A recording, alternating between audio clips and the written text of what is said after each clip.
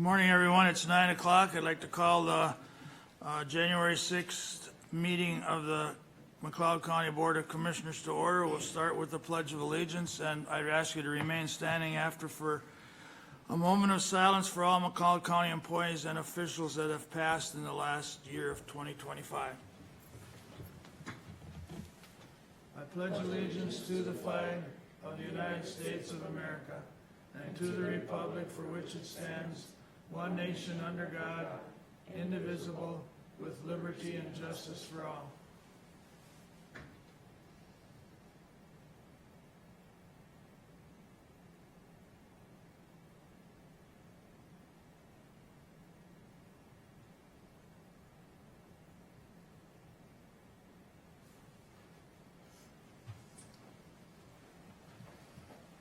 Thank you. And again, good morning, everyone. We'll start with the consideration of agenda items. Are there any additions or corrections? No changes, Mr. Chair. With that, I'd ask for a motion to approve. So moved. And second. Motion's been made by Commissioner Wright and seconded by Commissioner Smalls. Is there any discussion? Hearing none, all in favor say aye. Aye. Opposed, motion carries. Consent agenda. Any corrections or additions to it? No changes, Mr. Chair.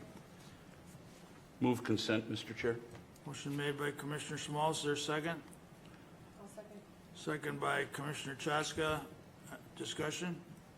Hearing none, all in favor say aye. Aye. Aye. Opposed? Motion carries.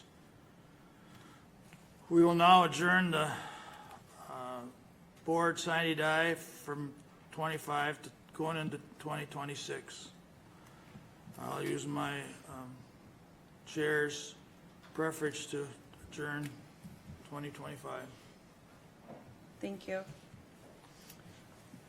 We'll call to order the first organizational meeting of 2026 of the McLeod County Board of Commissioners. I'm requesting nominations for the 2026 County Board Chair. Nominate Commissioner Doug Kruger. And I'll second it. Motion by Commissioner Wright to nominate Commissioner Kruger, a second by Commissioner Schmaltz. Are there any other nominations? I'll make a motion to cast a unanimous ballot for Commissioner Doug Kruger as chair. Hearing none, we'll proceed to vote. All in favor say aye. Aye. Opposed, same sign. Motion carries. I will now request nominations for vice chair for 2026. Commissioner Nathan Schmalz. Motion's been made by Commissioner Wright for Commissioner Schmalz. Is there a second? Motion's been made and seconded by Commissioner Chaska. Are there any more nominations? Are there any more nominations? Mr. Chair, I'll move to cast a unanimous ballot for Nathan Schmalz as vice chair. Motion's been made to cast a unanimous ballot for Commissioner Nathan Smalls for vice chair. Is there a second? Seconded by Commissioner Chaska. All in favor say aye. Aye. Opposed? Motion carries. Congratulations, Nathan. Thank you.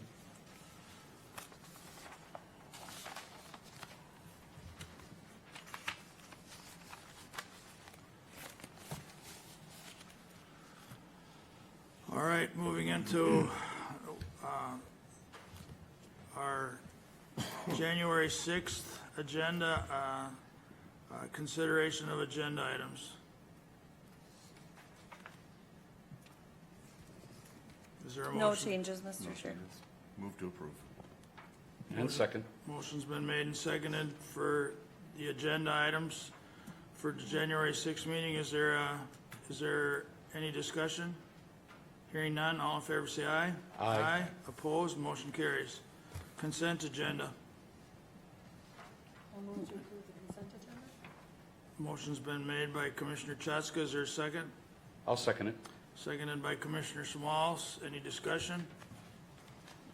There was no additions or corrections. No changes, Mr. Chair. All in favor say aye. Aye. Opposed, motion carries.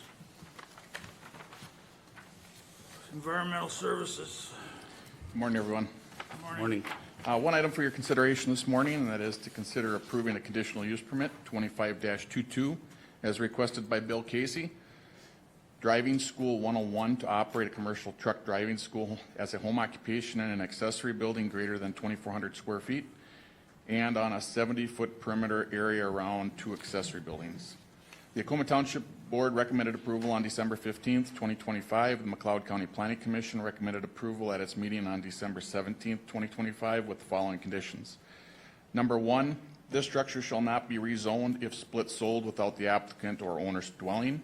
Number 2, hours of operation shall be 7 a.m. to 6 p.m. Monday through Friday, and then 9 a.m. to 3 p.m. on Saturday and Sunday, only during the months of February through May. Number 3, the training area shall consist of a 70-foot perimeter around the west and south side of the accessory buildings and 100 feet north and east side of the buildings.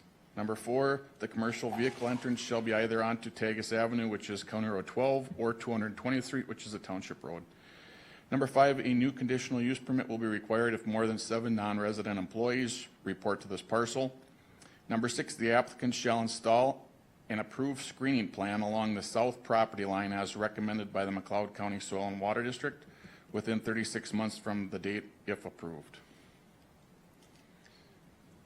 We had quite a bit of discussion on this. There was a lot of township involvement. I believe that the conditions that were placed on this cover the concerns of the members or the residents in the area. So I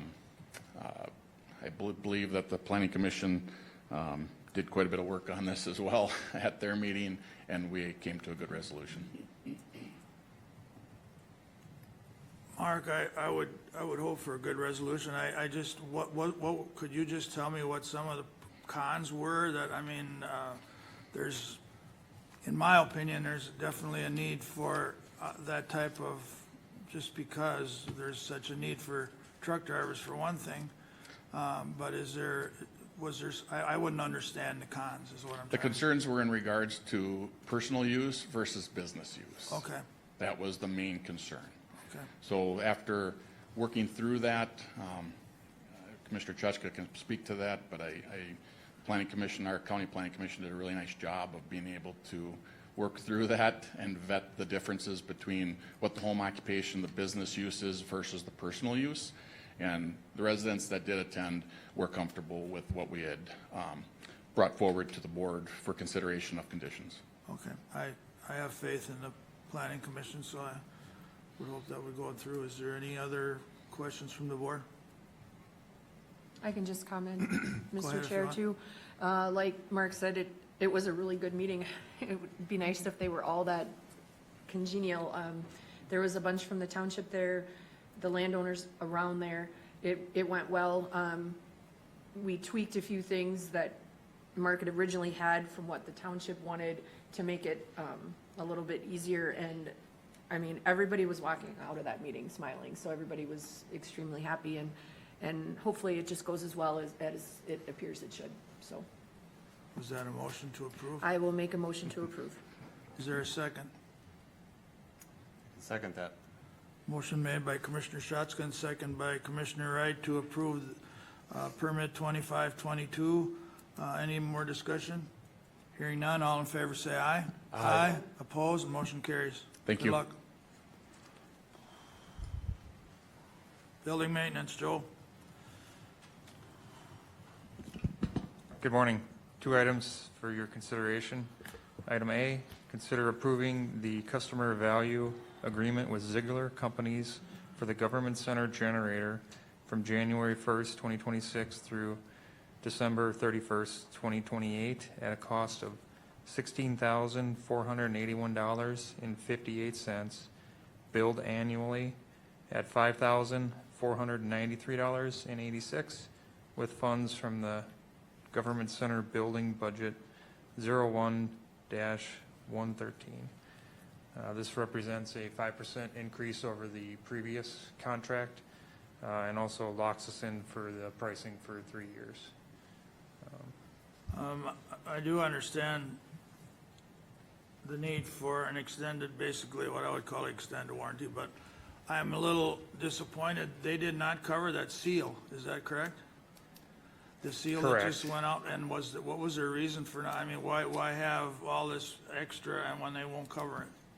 Yeah, I so mean, that's, that's not a gotcha, I understand how it works, but I'm a little disappointed that we have this. It's not like it runs every day, which is probably worse than running it every day when it comes to that seal, but I was really disappointed that they wouldn't back that up. yeah, so that seal is a main component on the engine. What is covered is the, like the coolant hoses, and the fluids, underneath the coolant, maintenance. But that was under the initial warranty even, that wasn't, or wasn't it? Was that on an extended contract like this one? So this is a service maintenance agreement, so Okay. this is, changing, oil change, filters, 67-point inspection, load testing, the units, so it gets each one of these units will get load tested annually. And that load testing actually helps, reset the piston rings. It helps with, decarbonization of the engine. So it puts it under a Well, we like were a doing peak that, load. we were doing that on the first round before the Correct. seals, okay. Yeah. I mean, I'm just voicing my opinion that, we Yeah. have these agreements, and then there's always a reason why, that's not covered. But I'm just, again, that's my comment. Is there any other comments from the board? Mr. Chair. Go ahead. I share your concern as well, and I think we just have to realize that this is a service agreement and take it as such, and it's really, unless I'm looking at it wrong, it's really not going to cover wear items. Correct. Yeah, I mean, now, like the batteries are part of this, so those are due to be changed this year. And oil, coolant. No, and I get that part of I mean, if you share my concern, or my concern is, we did all that, and still, I mean, it's like, it didn't, it's just my concern, Yeah. and I'm a little disappointed in an outfit like Ziegler to not, it's Yeah. not surprising, but that doesn't mean I understand the difference between a service agreement and a warranty, but however, when you do all your service agreements, that usually accents your warranty, but. Wishes of the board? Move to approve. And second. Motion made by Commissioner Wright and seconded by Commissioner Smalls to approve the service agreement with Ziegler. Any more discussion? Hearing none, all in favor say aye. Aye. Aye, opposed, motion carries. All right, item B, consider approving the customer value agreement with Ziegler Companies for the McLeod County Courthouse generator from January 1st, 2026 through December 31st, 2028, at a cost of $10,517.01, billed annually at $3,505.67, with funds from the courthouse buildings budget 01111. This also represents a 5% increase and locks in the pricing for 3 years. Okay, it's basically the It's the exact same deal, only different generators, so, Yeah, board's different wishes. size. This is a 200 kW. The one here is a 500 kW, so much larger. Isn't the one up at the government, or the courthouse a little older too? Not that it Yeah, matters. it's a few years older. Okay. Board's wishes. Move request, Mr. Chair. Motion made by Commissioner Smalls to approve. Is there a second? I'll second. Seconded by Commissioner Chotska. Any discussion?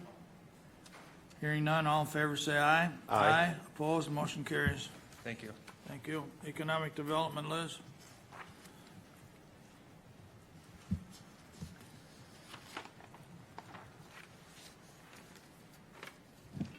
Good morning. Good morning. I had invited our regional analyst with Deed to join us today to give us an update on our labor market and economic trends in McLeod County. We are going to reschedule that for another meeting coming up, hopefully in February or March. Mr. Chair, I Go just ahead. want to ask that we could avoid scheduling that for the last meeting in February if possible, even if that means that we would have to go into March. I know Yes. it's time sensitive with the information he's bringing, but he gave a very good presentation at Liz's last meeting that she held at Ridgewater College with the area, and Liz then reached out to Commissioner Wright and discussed the information and asked if it would be of value to the board, and it may be an annual presentation from Mr. Griner. So it will be a very good presentation, but we'd like if all commissioners could be present during that. Yes, thank you. Yeah, thank you, Liz. Griner's, I think is very knowledgeable and interesting. I just, my only interest is to try and keep it, small business, to accent small businesses and our, we have a lot of them in McLeod County, so I think some of that information would be helpful. Thank you. Yes, thanks. Health and Human Services, Barrett. Morning, Barrett. Good morning. Happy New Year. I have 4 items for you today. Item A is to consider approving the memorandum of understanding with Safe Generations Counseling LLC to participate in a multi-county Family First Prevention Services Act prevention partnership and authorize the chair of the County Board of Commissioners to execute the agreement on behalf of McLeod County. There's a lot of information in your packet here. Hopefully you've had a chance to read it. I'm not going to read it all. I'm simply going to say what this means is that there is a grant with DHS for $8 million, no, $10 million, excuse me, and with 8 grantees applicable. And so the 18 counties of southwestern Minnesota are joining together in hopes to work with Safe Generations, who will apply on our behalf, be the fiscal host, and then we'll be able to use these dollars to train and coach, implement different things with the goal of meeting our Family First Prevention Services Act goals that have been set out by DHS. So we are not giving them any money. We are not obligated to anything. This basically just says that we will enter into an MOU with them. They will apply on our behalf. We can get out any time. If they are awarded that grant and we don't find it fit for us, we can leave it any time. So. Barrett, does that, when you say us, is that the consortium or the money is through the whole? And then it's, Yeah. how would you go about, or We- maybe it's too early, but how would you go about it's too early. splitting that up? Yeah. It- The money, if we were granted the money, we are hoping for about $800,000. And that money would go to Safe Generations. They are a trusted and true provider of education for child welfare, child protection type activities. So then we would collaborate with them. They would provide the training for our staff. We would do it in regional hubs because we know that all of our child protection staff cannot be out of the office at one time. So some of those details would still need to be ironed out. Wishes of the board. Mr. Chair, I'll move approval. Motion made by Commissioner Smalls to approve. Is there a second? Is there a second? Seconded by Commissioner Chatska. Any more discussion? Mr. Chair. Go ahead. And Barrett, I know that, we're kind of entering some new territory here, but why I can support, exploring this route is, a 30-day written notice to withdraw from the program. So that makes it work for me, and I'm happy that we're working with the Southwest 18 on this, and I think hopefully we'll see some good benefits from the program. Yes, and that would be what I'd ask is an update to see, it's, Of course. I hate to use the word no-brainer, but it's kind of a no-brainer not to apply it and Not to at and then least try. see where it goes. Right. Yep. Any more discussion? Hearing none, all in favor say aye. Aye. Aye, opposed, motion carries. Thank you. Item B, consider approving the contract for services with Donna England to provide support services to children and families at a rate of $30.75 per hour, not to exceed 300 hours or the equivalent of $9,225 for the period of January 1st through December 31st, 2026, with funds from the Individual and Family Social Services Budget 11-430. Services that may be provided include parenting assistance, money management, meal planning and grocery shopping, learning appropriate social skills and independent living skills. This is a 3% increase from the 2025 contract. Wishes of the board. Move to approve. Motion made by Commissioner Wright to approve. Is there a second? Seconded by Commissioner Chaska. Any discussion? Mr. Chair? Go ahead. Barrett, kind of a simple question, I hope, but being we put a not to exceed on this, do we hit that benchmark, or are we pretty comfortable with proceeding with the options you give us here? Thank you for that question. It really depends on the year. We haven't ever needed to exceed that, so we do feel really comfortable with that 300 hours. Very good. Thank you, Barrett. Thank you. Just a double check on a question. I see it's a 3% from 2025, and I didn't see earlier. So this is actually just a renewal of. It is a renewal, yeah. Okay. We've used Miss England for a Okay. number of years for the services and are very happy with the job that she does. Very good. Any more Mr. discussion? Mr. Chair, I have one Go ahead. question. I'm gonna go back to Nathan's question. So we've seen a lot of these in the last couple months, and I get it. Sure. It's, year end, new It's year. that time, yep. So with these contracts, do you ever meet or exceed those dollar amounts? Like, so it sounds like a great program. I mean, I feel like sometimes I should be in these programs, but Yeah. like, so we're getting benefit out of them, not the maximum benefit if we don't use them, but at least it's a benefit to that. So the Right. rest of these programs, like the rest of them you have here, it looks, well, the next one for sure is another To exceed. renewal. Yep. So, like, Yeah. what do you think on your programs? Do you max out? Do you get? Yeah, it really depends on the year. It depends on our families and our cases that they're managing and the needs of the clients, whether or not they need these type of services, whether or not they're willing to take these type of services. At the end of the contract year, when we're negotiating a new contract and thinking about that, if we would ever need to increase those hours, that would be something that we would be able to discuss with that contractee. For this year, no one has requested increased hours because of need, and we haven't seen that need either. Mr. Chair? Go ahead. And then another question, kind of on that same thought, is if we saw we were in the October, November timeframe and there was a need, you would be coming before the board if we're Absolutely. going over and above that amount? Yep, because this contract does say will not exceed, so I would need to come back to the board to get approval for additional service. Very good. Thank you, Barrett. Any other questions for Barrett? Hearing none. All in favor, say aye. Aye. Aye. Opposed? Motion carries. Thank you. The next two items are contract with Hutchinson Health. So item C is consider approving the purchase of service agreement with Hutchinson Health in Hutchinson, Minnesota, to provide outpatient mental health services for the period of January 1st through December 31st, 2026, at a cost not to exceed of $15,500 with funds from the Individual and Family Social Services Budget 11-430. Hutchinson Health will provide the following outpatient mental health services: testing and evaluation, group and individual therapy, services to clients after hospitalizations, medication review, medication management, and maintenance of effective communications to client's physician. There's the list of what those reimbursement rates are.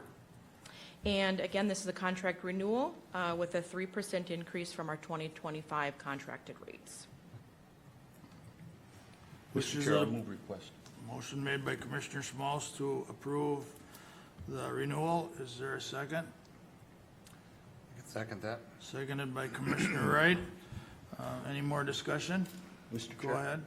I'm happy to be working with Hutchinson Health on our needs in the county. I believe, it's my belief anyway, that over the last few years, Hutchinson Health has improved their services by adding staff and also with accreditation that staff members need. So I think they're building a program, and I'm happy to be partners with them on this. Yes, we're very happy with their service. Any more questions or? Hearing none. All in favor, say aye. Aye. Opposed? Motion carries. Thank you. Last item, item D, consider approving the renewal of the purchase of service agreement with Hutchinson Health out of Hutchinson, Minnesota, to approve the mental health hold orders services for the period of January 1st through December 31st, 2026, with funds from the Individual and Family Social Services Budget 11-430. Hutchinson Health will provide mental health order services as medically appropriate.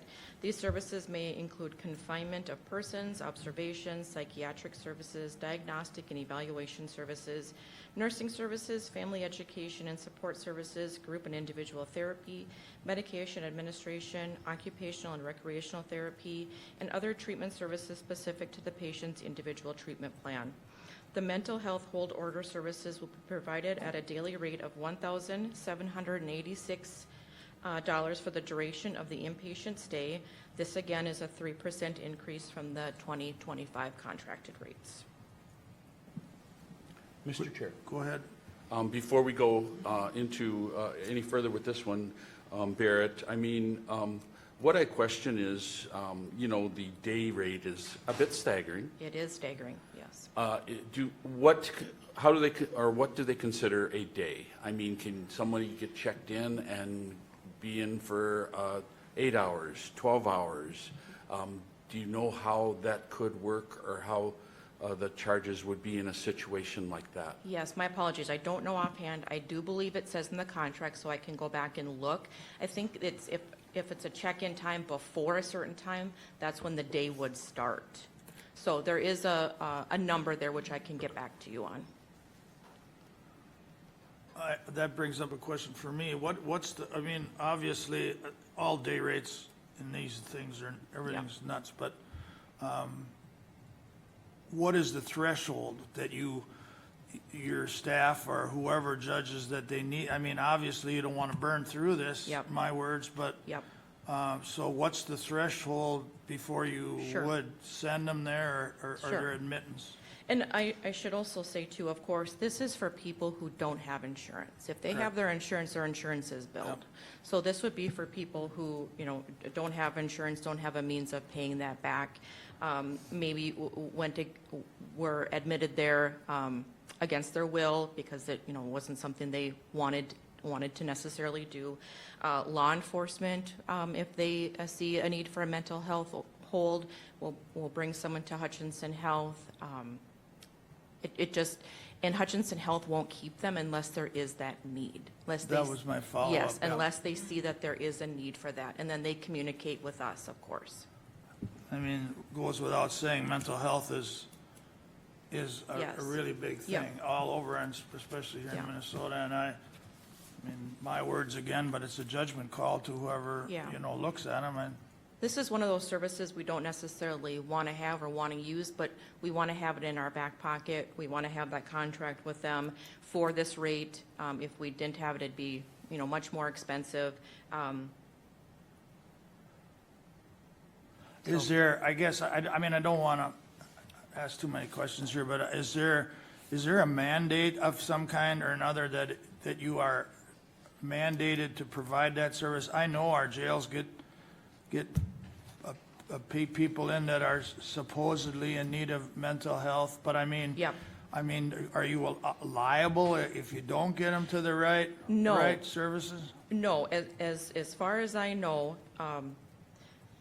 this is basically so we get a reduced rate because Right. the county would be responsible for paying for this. This is one of those services that the county would need to pay for if the client or the individual is unable to pay for. So this is not meeting a statutory rate, it's helping, or a statutory requirement, it's helping us make sure that we get a reduced rate if we need to pay for the service out of county dollars. And that's the main thing here. I Yes. mean, I get that part. Yeah. I mean, Yeah. it's Yeah, too much money, but yeah. it's a necessary deal. But I Right. just wanted to know if we have, We're all Yeah. mandated reporters for any, whether it be adult protection, child protection, self-neglect, whatever that is. So, and harm due to mental health could be one of those reasons that we would have to report. if you, with Commissioner Small's question, when you look into, what a day Yes. is, it'd be kind of nice to know, is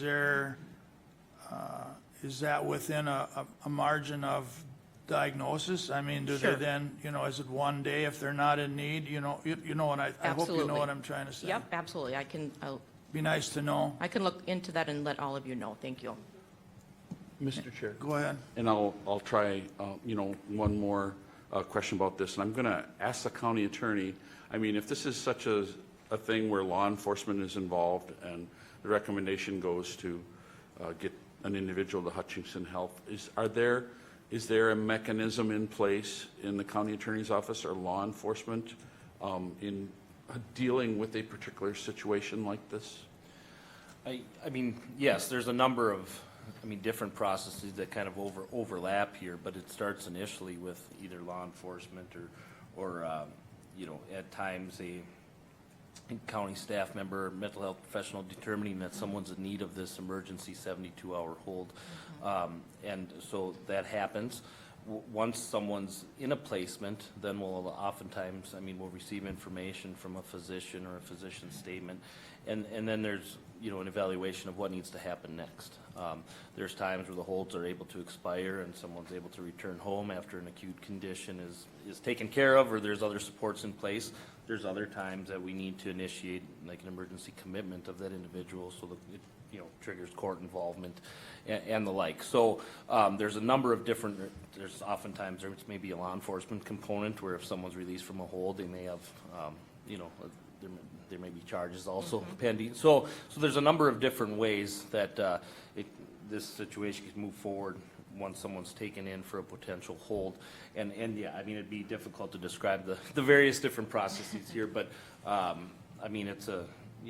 when these things happen, it results in a priority response from oftentimes a number of different agencies. So I don't know if that really answers your question, but, and then, ultimately, the county does have some, in certain circumstances, some, financial responsibility to all of this, and that's what's triggered. So because that's triggered, then we look for ways like this to mitigate those costs, or at least get the best deal we can. Because even if we don't do this contract, we're still going to be responsible for certain fees associated with these types of holds or circumstances. So that financial responsibility piece doesn't go away.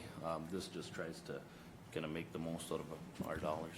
And Mr. Chair, thanks for giving me some education on that and some background information. It looks like it's, it looks like there's a lot of moving parts to this if somebody lands on the doorstep of needing, let's say that needs a mental health hold. So I'm satisfied with the explanations, and thank you very much.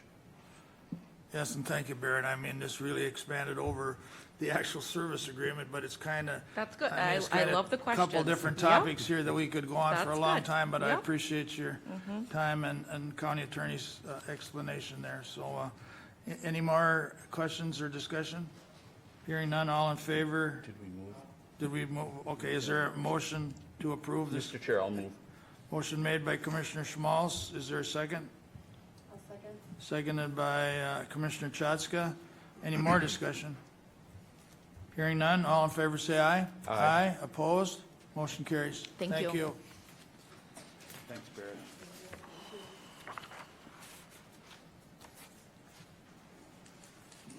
Morning. Good morning. Happy New Year. Happy New Year. I have 3 items for consideration this morning. Item A is to consider approving a request reviewed by the Budget Committee and Personnel Committee to add 1 social worker position in 2026. This position is included in the 2026 budget and was discussed at the December 16th, 2025 board workshop. This item was tabled from the December 2nd, 2025 board meeting.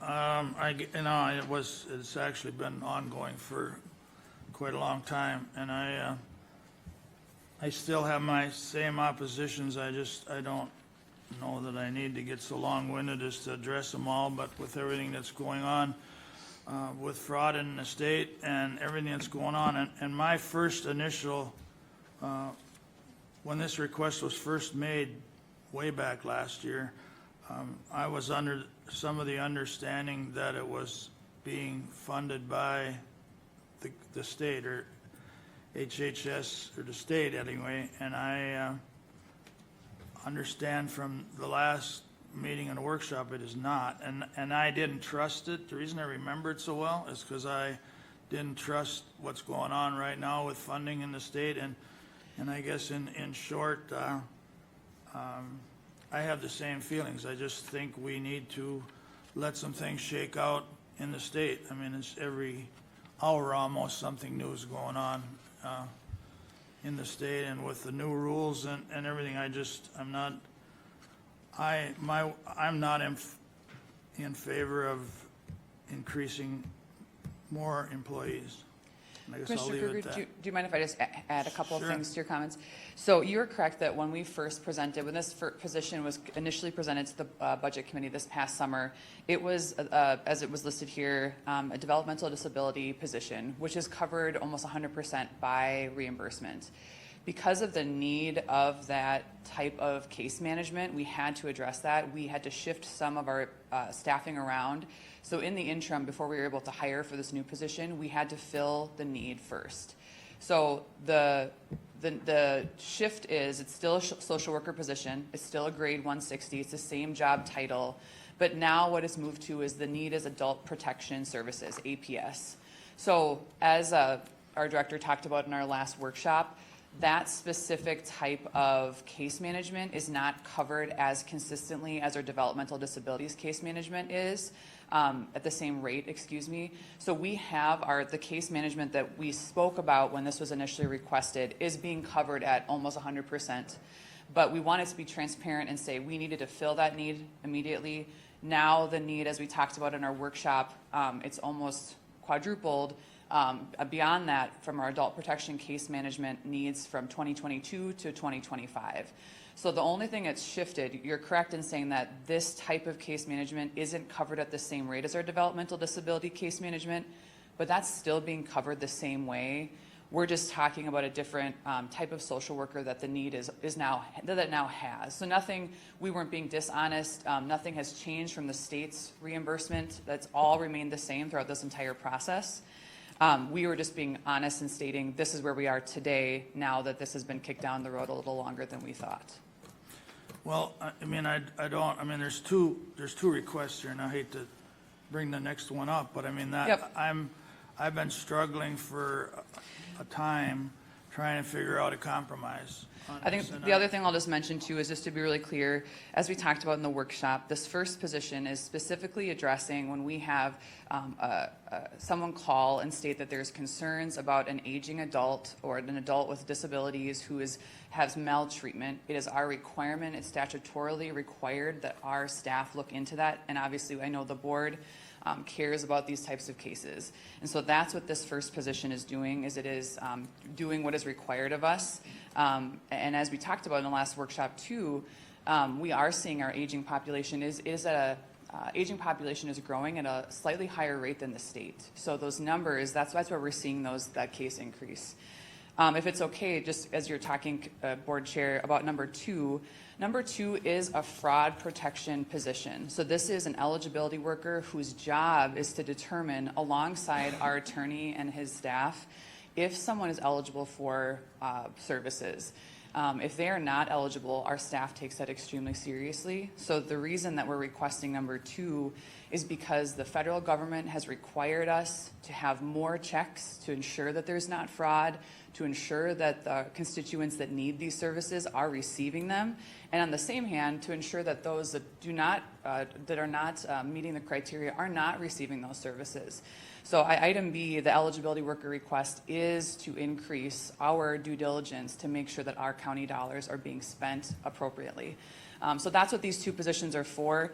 And if there's any other questions from the board, I'd welcome to try to answer. Well, I'll just review some of my concerns. Our population hasn't grown. I wouldn't doubt that our population may be older, but I mean, so are you telling me that we are somewhat behind in getting our cases? Are they not? Do you feel that they're not being? We'll have, Barry, do you mind joining me for a minute? So again, as I presented at the last workshop, what we showed is that in 2022, we saw and again, this is for the first item A, for the adult protection services, those calls that came in for cases that we needed to investigate. There were, I believe, 88 cases that came in that year. Is that correct?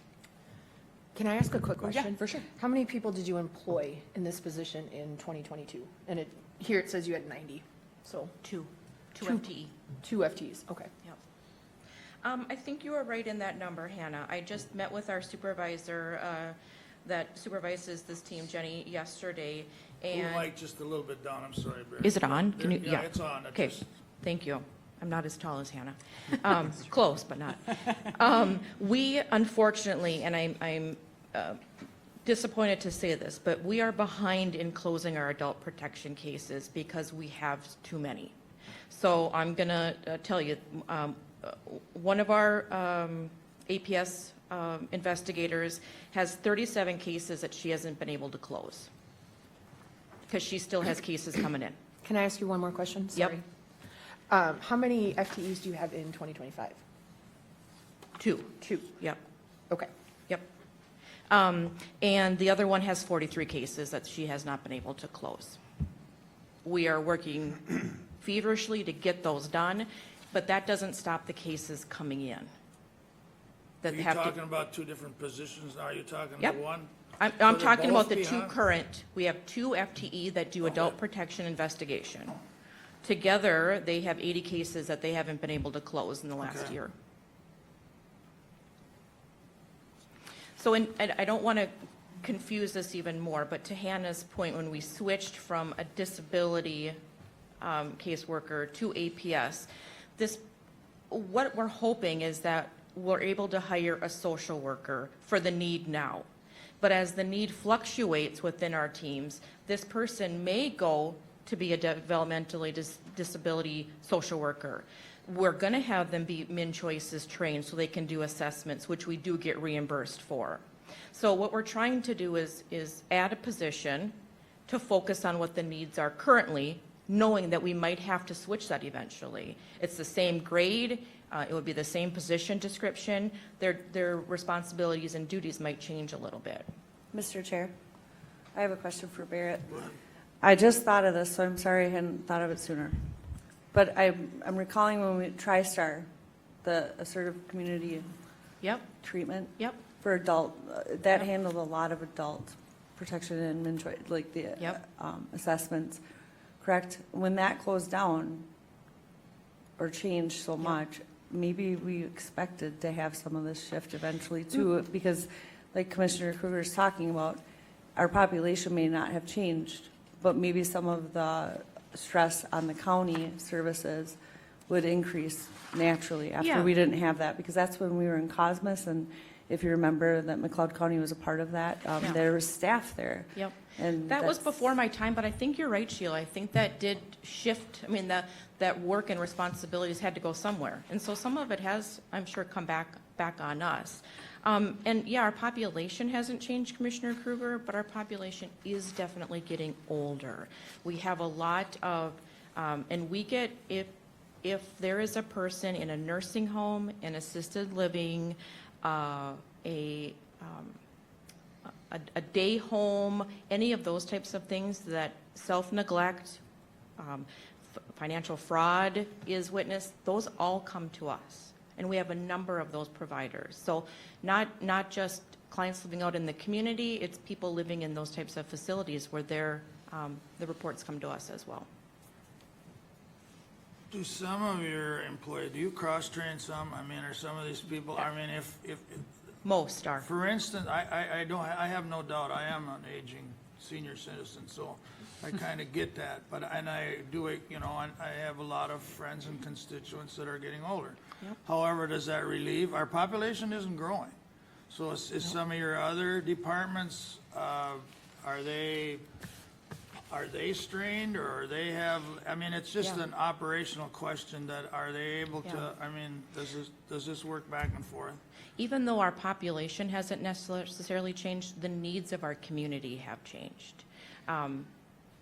We still see a number of child protection investigations, obviously adult protection. We have a number of people living in our communities that are developmentally disabled that get our services. So we do cross-train, we do shift where the needs are, and that's why we're asking for this position now, because this is where our need is. So I'm going to be blunt and just ask the question straight away. If you had to choose between one of these two positions, which one's the most important? I mean, I have to look, I mean, Yeah. I'm a commissioner trying to watch the levies, watch the budgets, watch it all. I mean, I've been searching for a compromise, and I'm not speaking for the other three members of the board. I'm speaking for myself. But, I mean, I mean, we take these one at a time, and Yeah. I don't disagree with some of what you're saying. However, Yep. I still don't trust the state. I'm honest. I just don't. I mean, some of these things, some of these programs may disappear, and we may need more help, or we may need So- less. I don't know if I knew Yeah. that, I wouldn't be here. So just to allude to the programs that these two positions work in, there has not been fraud concerns that we have seen. So I want to make that clear, that these positions aren't areas of fraud suspicion at the state level. And sorry, but Mr. Chair, I just have one question, and I know you and I spoke a little bit about this yesterday, so I just want to ask. I'd be hesitant to say which of these positions is more important, maybe, because it's facing these, versus this position versus the other one. What about all of the other positions? Because they may have a similar importance. I don't know that, so it's Yeah. kind of Yep. a risky Yep. thing to say, well, this one's more important than that one, because that may, Yeah, that. I it's would hard- just yeah. hesitate to And provide that's why I that really without didn't knowing want to and ask the looking at it. question, but I wanted to, for a number Yep. of reasons. I Yep. mean, the new Family Leave Act is going to cause some, I mean, so it's a good question if we help each, I mean, that's the only way we're going to get through this, is to help each other out. So that's the reason. Yeah, I and- ask, I don't want you to pick winners. There's no way to pick No, winners there's and no, lose. yep, there's not going to be any winners. Both teams are going to be affected by the Family Leave Act, so Yes, I that's, realize that. currently. Well, I mean, one everybody. team already is, another one probably. Both jobs, even though I have one budget, each of these positions comes out of a different area. One comes out of the social services, family, one comes out of the income maintenance. So that's different areas. I'm going to say that the need right now is probably for the eligibility worker, unfortunately. And again, I mean nothing by it. I don't want Yep. I don't Yep. want your staff to think, oh, I'm picking this one over that. I'm just looking for, Both are very important. Both are in the budget and the approved budget. no, and I realize Yeah. that, but I mean, I'm on the budget committee, so we set the budgets and make do. That's where I come back to the levy. Yep. I don't think I really need to say that, but that's the way it works. But, Mr. Chair, go ahead, Lauren. I apologize for my ignorance on this, but I don't understand that if it's been budgeted for, why we're not approving it. Well, because I don't know what's gonna happen with the overall picture of a budget's a trick thing, in my opinion. I mean, you need the money to operate, but it's still up to, the budget committee sets the budget, it's still up to us, the board, to approve the expenditures.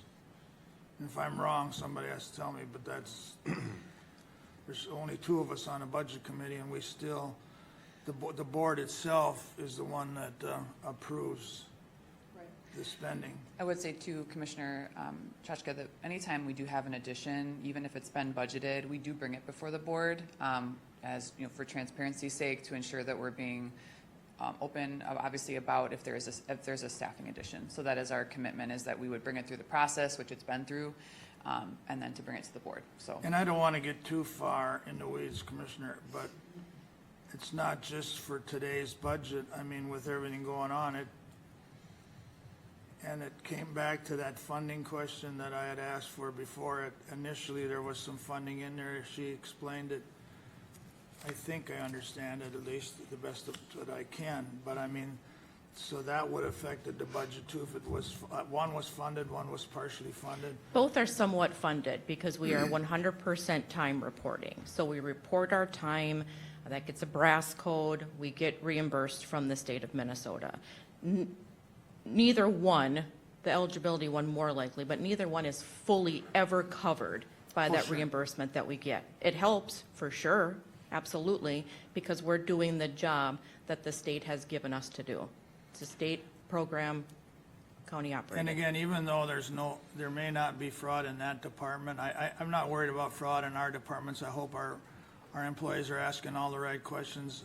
And if, I mean, it's a double-edged sword for me. You can't evaluate if you don't have evaluators. I mean, so Yeah. I mean, I get it. Yep. So with, But however, I mean, that doesn't mean that the state couldn't cut the funding into, you know, if they're running out of money, they can shift at the state level. That leaves us, I don't want to say high and dry. they but could do leaves- that with any program, but Right. there is, with our eligibility workers and that financial assistance team, we do work with fraud investigators. And our staff are referring cases and clients to our fraud investigator to look into those situations. So there is a system of checks and balances. We get audited. We are looked at as far as our reports and our numbers and the things that we are doing. And now we're having to do that process twice. Yep. Again, I know we've talked about that many times, so I'm sorry if it sounds redundant, but we now are, the requirement for Barrett's team is that those folks are going through every case 2 times a year versus what had been 1 time a year.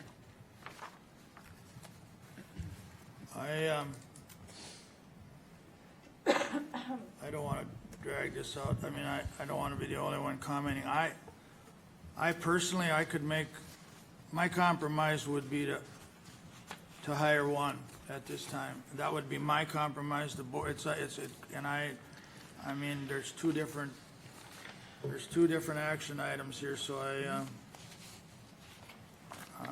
don't want to get ahead of myself.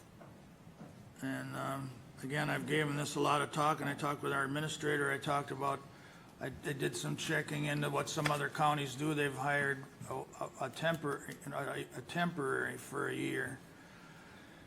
And, our administrator kind of gave me the pros and, or mostly the cons to that is to getting a good qualified worker if you Absolutely. don't hire full-time. So Yep. I get that. So it's just, I don't want to be branded with being mean, but I just have to be, I mean, that's my opinion. That's what I would say. I'm going to ask the rest wishes of the board, but I mean, because of the way these action items are positioned, you know, I would like to look at it as, at least to start with, as a package. Any other comments from the board? I have a couple questions, Mr. Chair.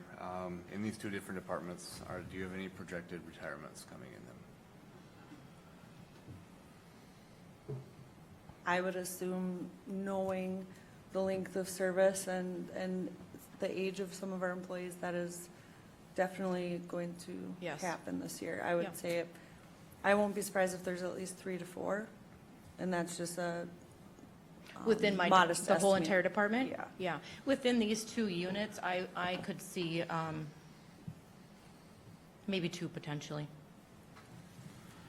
And every time someone leaves, we reevaluate that position. We really do. We look, do we need it? Do we need it now? Can we wait?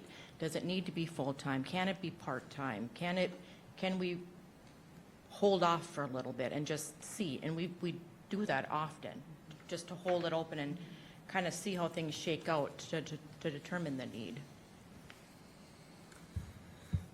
Okay, so when we first saw this, I had asked to table it, so we had an opportunity to go into a workshop on it and ask some more questions. And later today, on the workshop agenda, I asked to have a discussion on being able to meet more frequently, just focusing on the HHS department. That's what we used to do years ago.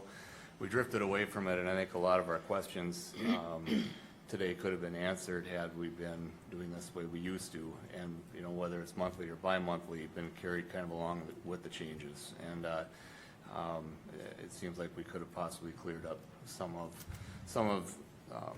the setbacks, I guess, that have happened along the way. Always appreciate Commissioner Kruger's ability to zero down on things and look for the details. That's for sure. There's a reason why we're the lowest levy increase in the state of Minnesota. It's because not everything passes. Here, we tend to do a lot of yeses, but there's a whole lot of no's that happen in committees before it ever gets that far. So anybody watching the board meeting, yes, a lot of things get approved here, but that's just the few that got through, is what it comes down to. In our last workshop, the comments that were takeaway for me, and you brought up a couple of them again, increase in caseload, yes, not by population numbers, but by the needs of the public that are out there, whether we're talking about those with aging or those with disabilities. And I can see that change. There's also comments about dealing with a very antiquated and train wreck of a software system that the state gives us, and that's on them, that they need to fix that. If they're going to require these activities, then it is on them to fix that and make that easier, because it is consuming our time to do their requirements. And now that they're also asking for more reviews, just makes the system compounded and worse. It's a form of an unfunded mandate. I guess you could put it on that side, and we have to deal with it. We're here to generate a service and here to make it accurate, and if we're one of the first lines of defense on fraud, then we have to have the time in order to do a good detailed work analysis of that. There's both reasons, or there's reasons on both sides for and against here, but at this point, and I asked a question about retirements because I know that these positions take months in training in order to do them well. And every time we're training, that means that there's another person in the department that has to train them. So you're consuming two individuals' time. That is not necessarily getting the work done as fast as they should be either. As we go through these, I will nod in favor of the positions because of those reasons. However, I think that going back to Doug's approach, I think there's only one way that we can maintain our costs, and that's to really ask a lot of questions. But I get it that we have software issues with the state, and I hope we can send that message up there. Granted, it would take them years to agree how to fix it, I'm assuming, but if we're getting stuck with a black and white TV, we need to fix that, right? And that is, again, that's on them. So my point in the discussion is that I can appreciate all this. I think that there's another way to deal with all these questions and answers, and we'll get to that in our workshop. But I can go along with these. I think I've seen the reasons for that. Thank you. Any more comments from the board? Mr. Chair, Go ahead, Nathan. I will move request and wait for discussion period if there's a second. Which are you moving? There's two actually action items. Which one are you moving? First item, please. Okay, motion has been made by Commissioner Schmaltz to approve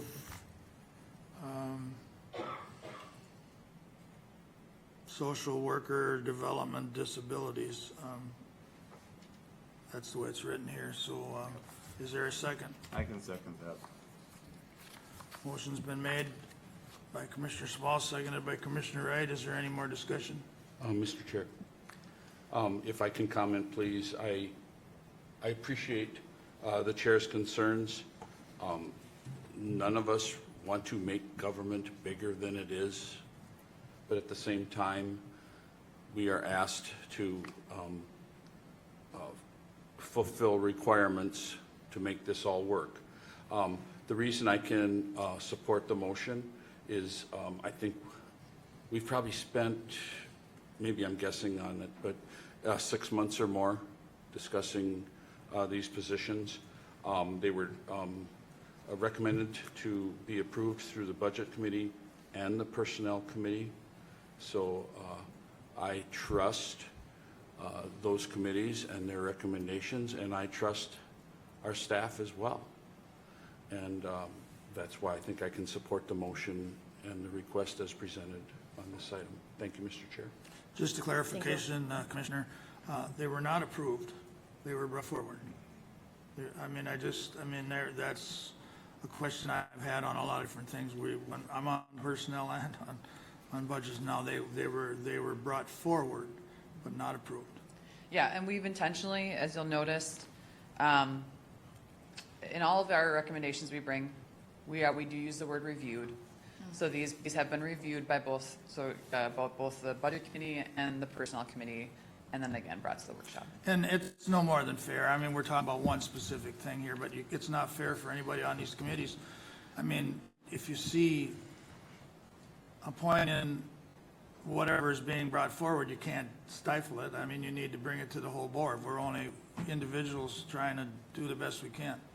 So that's, I just wanted to just clarify that. Mr. Chair? Go ahead. I appreciate that clarification. I didn't realize that. I thank you for bringing the tough questions to the table as well. You know, it always helps to have somebody on that other side. What about this? What about that? My point of view on this is I look at what the employees are going through as far as workload and now new, mandates coming down for the every 6-month review, and that's kind of where I'm siding with. With the budget question, that was kind of it was approved by the budget committee, it was approved by the personnel committee. That was my misunderstanding, so I thank you for clarifying that. All right, thank you. My last part of this is SSTS, SSIS, whatever it's called, is antiquated. Sometimes I think by design, not here, but in the state. It's horrible. I have reasons. I hadn't brought this. The Family Leave Act, which I don't even like, it's just starting. And obviously, 2 new employees, if you were to get both, would help relieve that. But I think the people that needed, I would hope that data is collected if the shortage runs into being Family Leave Act. People have to realize that stuff like that, it may be good, but it's going to cost money, and I just think that has to be recognized. It just can't. If we had approved these 6 months ago, would you be here? Will the time come this year to ask for more help because of people on family leave? That could happen. It may not, but it could happen. Could happen. And those are all my concerns. I'm a nerd when it comes to watching what's going on, and it scares the bejeebers out of me to see what we could end up with. But I guess that's all I have to say. Is there any more discussion? Go ahead. Mr. Chair, if I may, and I want to wrap this up as well. Thanks for pointing out that to me about the language that's before us here as far as whether it was recommended or not recommended. I apologize if I misled anybody in the statements I made, but at the same time, I will say that I think the addition has been vetted at committee level and budget level, and I'll still be in favor of the motion as stated, and I apologize for misquoting. No apology needed. I used to kind of think it's easy when it's slam dunk stuff, but it's not fair for an individual to stop anything coming forward. But, so if it has merit to come forward, then it should. If not, that's a whole different case. All right, if there's no more discussion, we'll proceed to vote. All in favor of the social work development disabilities position, in other words, A, say aye. Aye. Opposed? Aye. Roll call. I'm no. Yes. Yes. Nathan? Yes. All right. Passes 3-1. Thank you. Item B is consider approving a request reviewed by the Budget Committee and Personnel Committee to add 1 eligibility worker position. Again, this was included in the 26 budget, discussed on December 16th at the board workshop, and this item was tabled from the December 2nd, 2025 board meeting. Okay, without I mean, we crossed them over in discussion, so I'm just gonna, I have nothing to say that I haven't already said, so the board's wishes. I'll move to approve the addition of an eligibility worker. Motion's been made by Commissioner Shaska. Is there a second? Second. Seconded by Commissioner Wright. Any more discussion? I'll just carry my discussion through that I've already stated before. Okay, thank you. Any other discussion? My position is much as it was in the previous motion, so Okay. thank you. Hearing no more discussion, I'll proceed to vote. All in favor, say aye. Aye. Opposed? Aye. Roll call. I'm no. Yes. Yes? Yes. 3-1. Passes. Thank you. Thank you. Just have one more item for you, and this goes along with some of the things we've commented on. This is an annual authorization. We're consider adopting Resolution 26CB02, authorizing human resources to fill replacement positions upon approval from the Personnel Committee.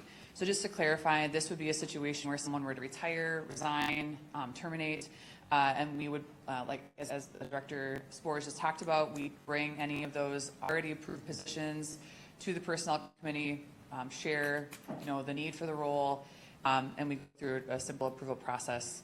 And that's what this this resolution is allowing us to do. Will be allowing us to do in 2026 if supported. Mr. Chair, sorry. I just want to know, I believe we do this now annually for statutory requirement to Exactly. meet statute so that we can conduct business throughout the year. We used to have to wait up to a month because we had the different committees that everything would have to go through and then get to the board meeting, and it really slowed down the recruitment process. So that's the purpose behind it. We changed it around 2018, I believe. Thank you. Right. It's worked. I'm on it, and I've been at, I mean, it does come by us, so, if there's, I would hope that any position that was gonna be reduced by a retirement or something like that has all been done ahead of time, and if we're notified as far as the Personnel Committee of what the circumstances are, and it saves a lot of time. I mean, otherwise, if you're on the wrong end of the meeting schedule, you could end up a month behind, so I'm all right with it myself. Mr. Chair, I'll move Resolution 26-CB-02. Motion made by Commissioner Schmaltz to approve 26CB2. Is there a second? Second. Seconded by Commissioner Wright. Any discussion? Any clarifications on how it works? It's been working. All in favor, say aye. Aye. Opposed? Motion carries. Thank you.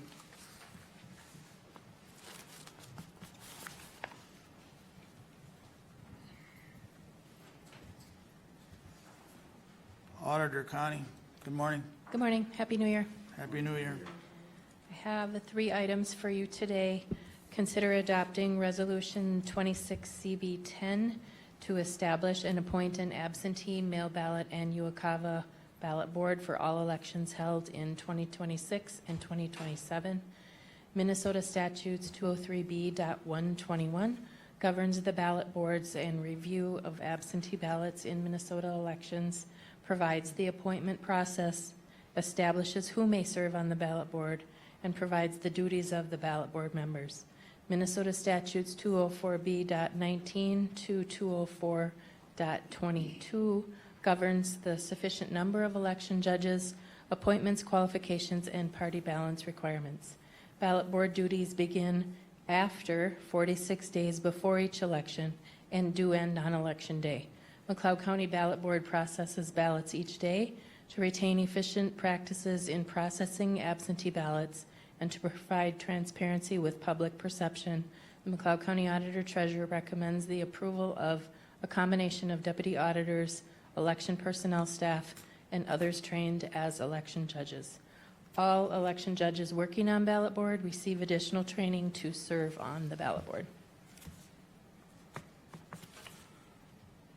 This is, I mean, it's kind of, I always wonder, I mean, it's mandated that we have to do this by the statutes that you read off.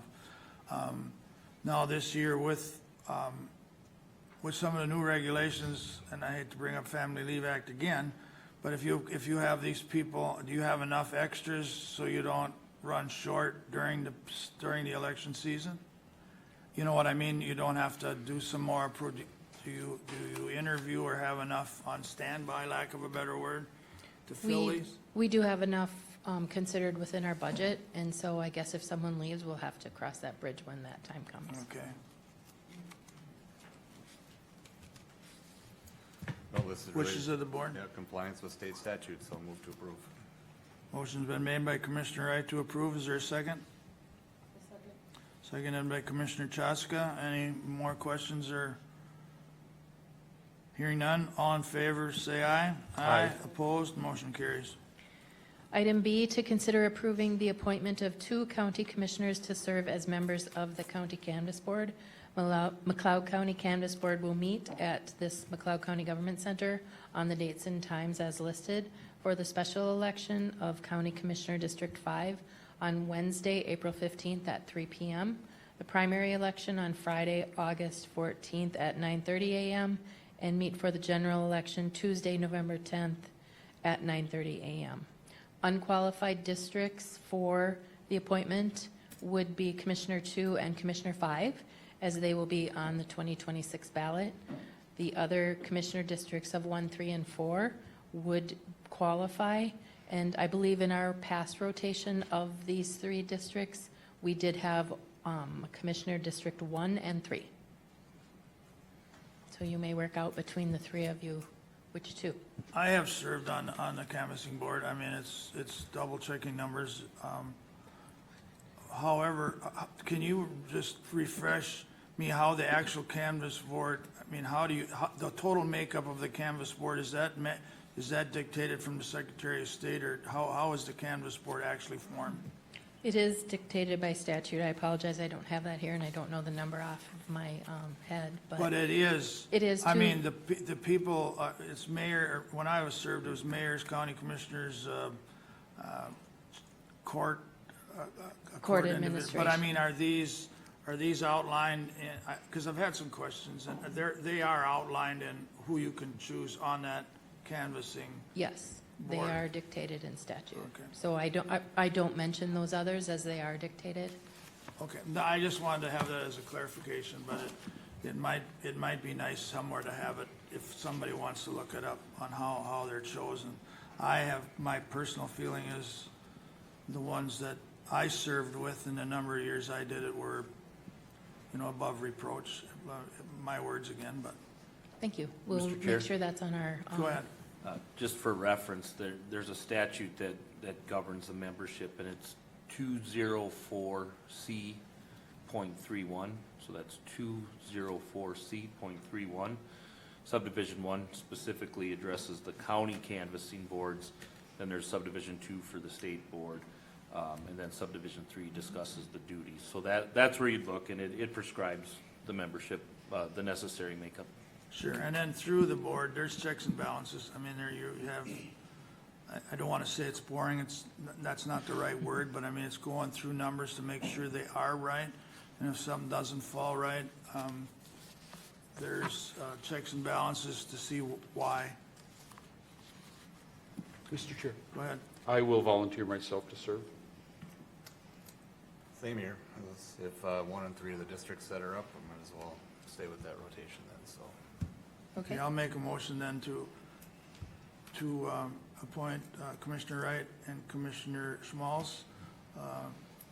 Commissioner Chaska, I know I jumped ahead of your finger there, but. That's okay. I just needed to make sure that there wouldn't be an issue if I did this and the city.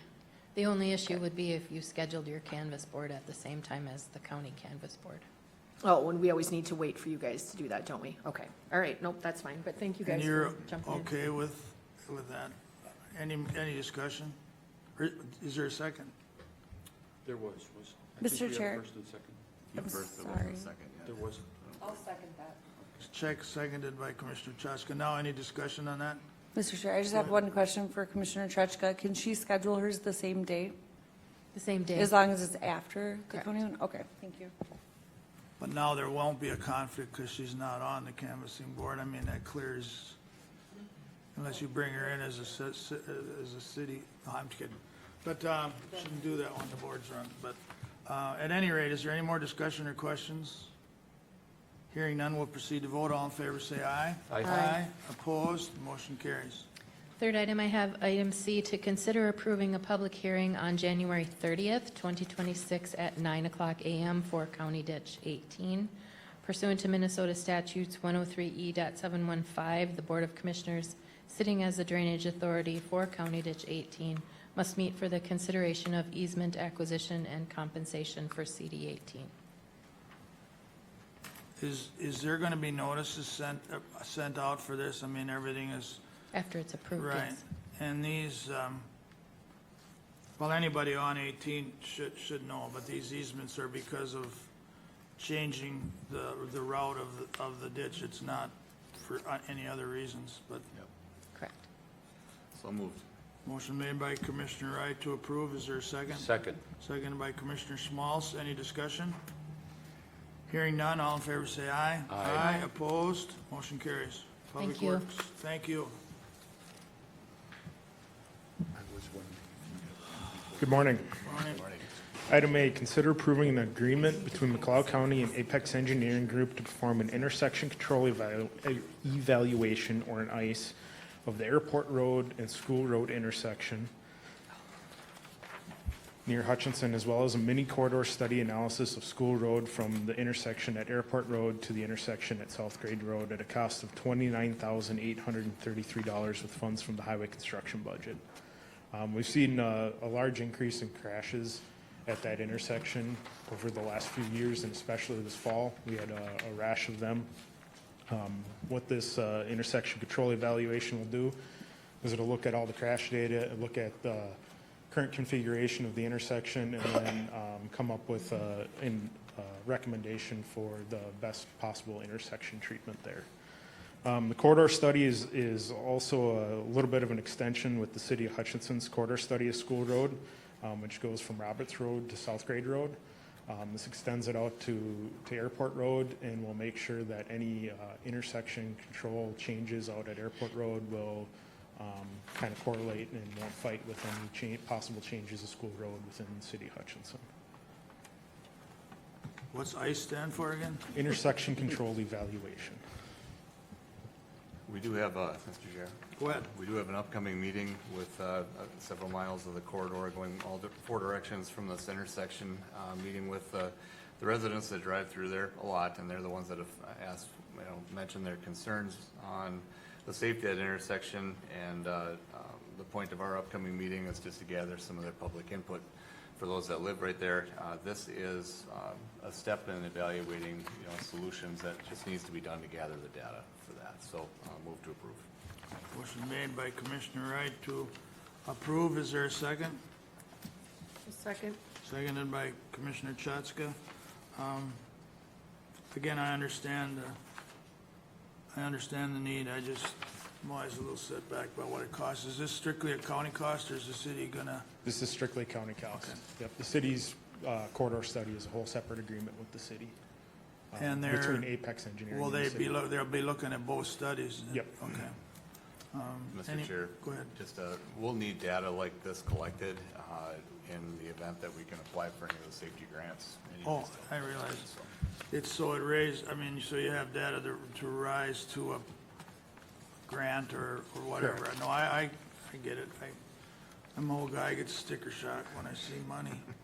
But at any rate, is there any more questions or comments? Hearing none, all in favor say aye. Aye. Opposed? Motion carries.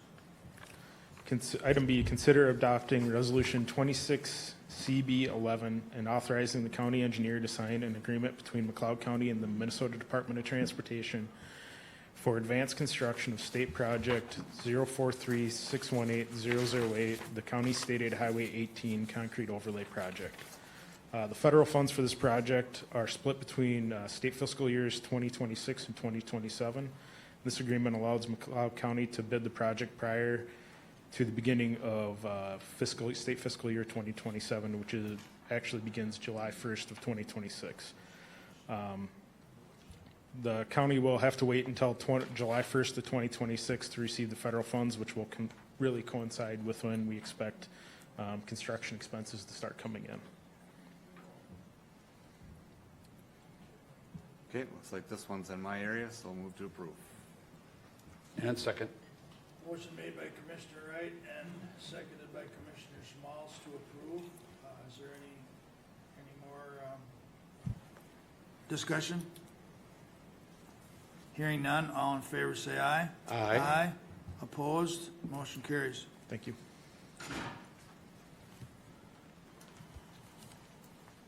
Good morning. Morning. Item C, consider approving the estimate for purchase of disc golf signage from Cruise Altitude LLC of Hutchinson, Minnesota at a cost of $2,540.46 with funds from designated for capital assets. As outlined in the Parks Plan, a disc golf course was identified as a priority at Lake Marion Park. To date, the course has been designed and cleared, benches have been purchased, and installation of baskets and tee pads have been completed. A second estimate was received from a Dynamic Discs of Emporia, Kansas at a cost of $3,680 plus tax. Wishes of the board, we have been, we were aware of this from a workshop. Is there wishes of the board? I'll move to approve. Motion made by Commissioner Wright to approve. Is there a second? I'll second. Seconded by Commissioner Chaska. Any more discussion? Hearing none, all in favor say aye. Aye. Opposed, motion carries. Item D, consider approving the 3-year contract extension with Perfect Mind, Inc. for reservation software services at a total cost of $24,297.24 with funds from the fairgrounds and parks budgets. The current 5-year contract expires on January 18th, 2026. Wishes of the board? Mr. Chair, Go ahead. question, John, did you go out for RFPs on this? No, we've been overall satisfied with the services that they've been providing to us thus far. Instead of doing a 5-year, we did want to do a 3-year just to shorten it up in case there is something. We did look at other options out there, and unfortunately, there's nothing all-in-one that's able to provide the flexibility with the fairground scheduling as well as the campgrounds. So we did look at some separate campground-only software, but the cost for having to do both just wasn't feasible. So we've decided to stick with this one. Thank you, John. Move request. Motion made by Commissioner Schmalz to approve. Is there a second? Can second that. Seconded by Commissioner Wright. I do remember early on, I'm not going to claim to be up to speed totally on this. I know you really don't have to go out for an RFP. But I remember early on when we started this, it was kind of a mess. It took us a while to get to one that worked pretty well, and I will concur from all of my knowledge that it's been working well. So I do understand that. So just for Commissioner Schmalz, just so you're aware, what I know of it, it's working well. Thank you. Mr. Chair, just want to make a comment on that. As our parks and our fairgrounds just continue to be busier all the time, the importance of having a good software package to keep track of that is a must. I was in there last night to the fairgrounds. I think during the time I was there was 4 different events going on throughout the different buildings, and it takes good tracking software to manage all that. So It does, and it does. A lot of people won't look twice if it's messed up the first time. It's hard to get them. It's hard to get them back. But so I agree. Any other discussion? Hearing none, all in favor say aye. Aye. Opposed, motion carries. Item E, consider approving the estimate from Century Fence Company of Forest Lake, Minnesota for replacement of the east gate at the fairgrounds at a cost of $6,555 with funds from the fairgrounds budget. On Monday, December 8th, a staff member noticed that the east gate at the fairgrounds had been damaged. It is unknown when the damage took place. Payment from Minnesota Counties and Intergovernmental Trust has been received, less the $1,000 deductible.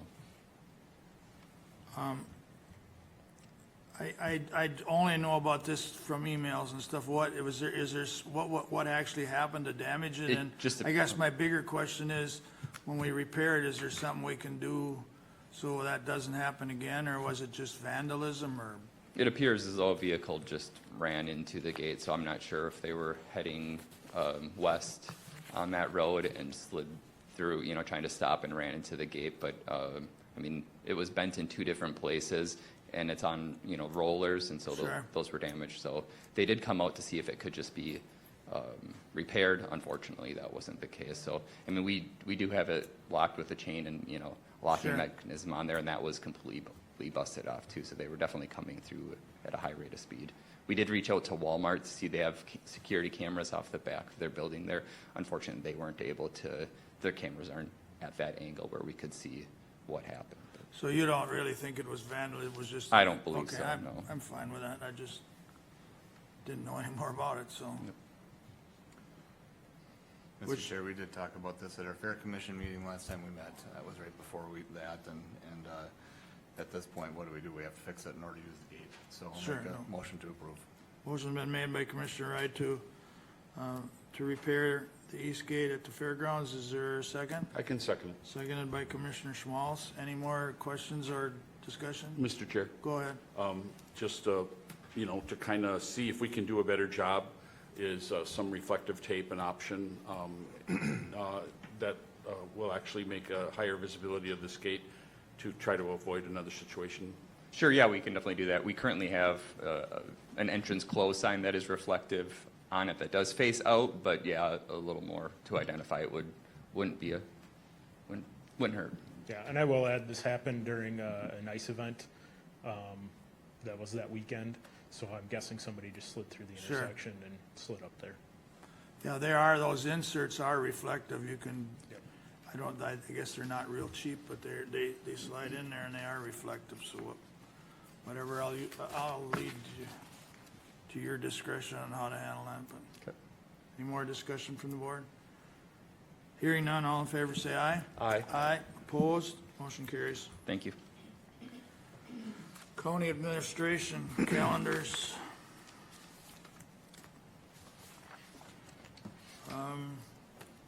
Since our last meeting, I have had an HRA board meeting, again discussing availability of housing and,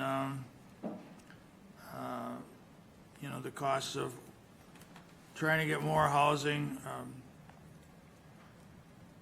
And there's some regulations from HUD that are becoming more restrictive, and funding is drying up on some of that, and so we're discussing that right now.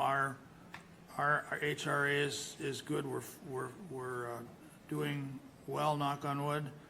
I had a drainage work group that concluded for this year. I guess, again, like it was last year, we're ending our year in a deadlock. We're discontinuing in meetings for right now because we don't have a consensus to recommend to the legislature. And yesterday I attended the SWCD board meeting.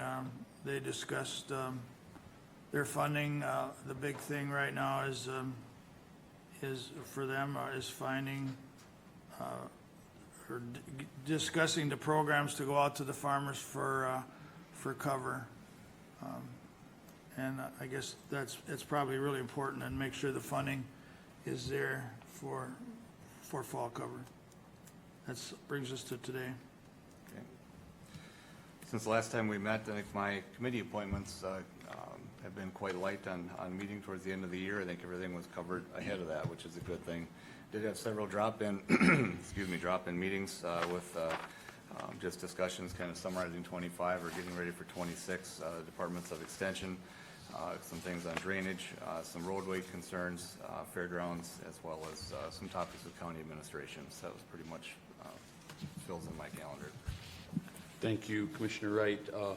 My calendar shows that on December 16th, after our county board meeting, we held a workshop here at the Government Center, and then that was followed by a union negotiations committee meeting that afternoon at 1 o'clock.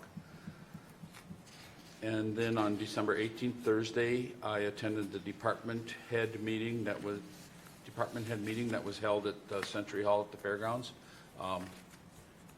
We We had some discussion with department heads. The weather was not cooperative that day, so I will say that we probably cut the meeting a little shorter than it could have been, just because of getting people back home again on account of bad weather. And then, as Commissioner Wright stated, luckily my couple weeks have been a little bit light, but as we turned into the new year, I rolled right into the LAC Mental Health Local Advisory Committee meeting that was held at the solid waste facility in Hutchinson. This group meets select times through the year, not monthly. We get reports from our healthcare providers. Like I referenced earlier in our board meeting today, Hutchinson Health is represented there and gives us a report regarding mental health and the availability of services to our county and communities. So I was happy to attend that meeting. And then Monday the 5th, yesterday, I just fielded a phone call about some tree removals that need to be done on County Ditch 11. County Ditch 11 is a county ditch that runs in the northern part of McLeod County in the Winston area. That brings me to today. Thank you. As previously stated by most, it was a pretty uneventful last couple of weeks after the workshop. On the 17th, I had a planning meeting, which we went over what we had discussed on that day. We had that this morning. The 18th, I also attended the department head meeting, which was cut short, which was kind of sad because it was good to see most of the department heads. And then I just want to say thank you to the commissioners, the rest of the staff for putting up with me for this first year. I feel it's been going okay. Everybody asks how it's going, and I'm enjoying myself, learning lots. And again, I thank you for that. Anything from the attorney's office? Thank you, Ryan. Sheila? Thank you. Stefan will come up and go over the 2026 meeting date proposal.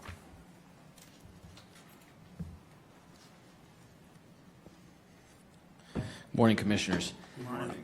Just asking, consider approving the proposed 2026 County Board meeting dates, including the evening meetings for the Board of Appeal and Equalization and the Truth in Taxation meeting for the ordinary business of the County Board during regular County Board meetings and the ordinary business coming before the County Board as the Drainage Authority.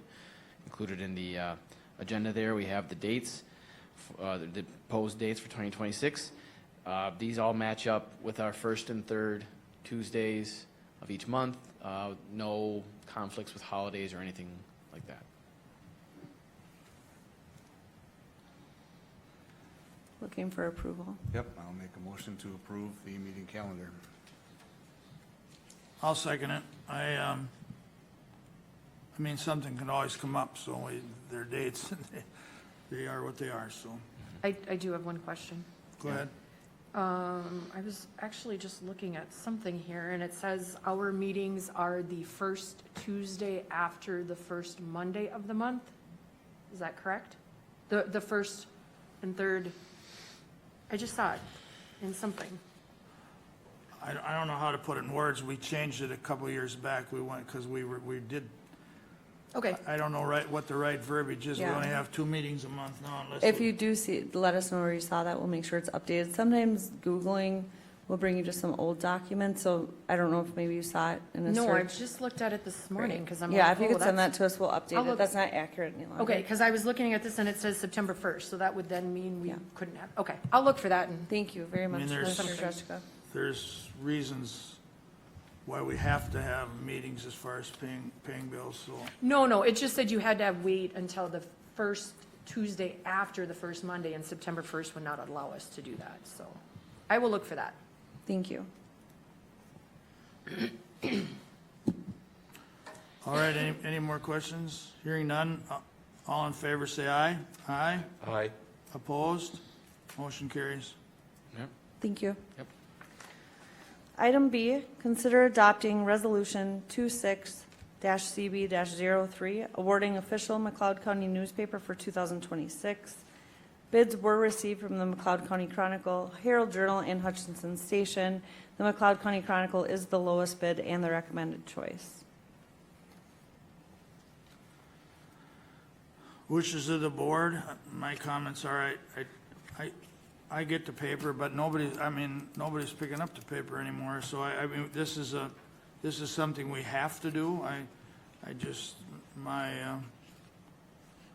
My emphasis to make sure that our website stays current, and, you know, it's been improving all along, and I enjoy that. The more they use it, the more easier it is to get through, but.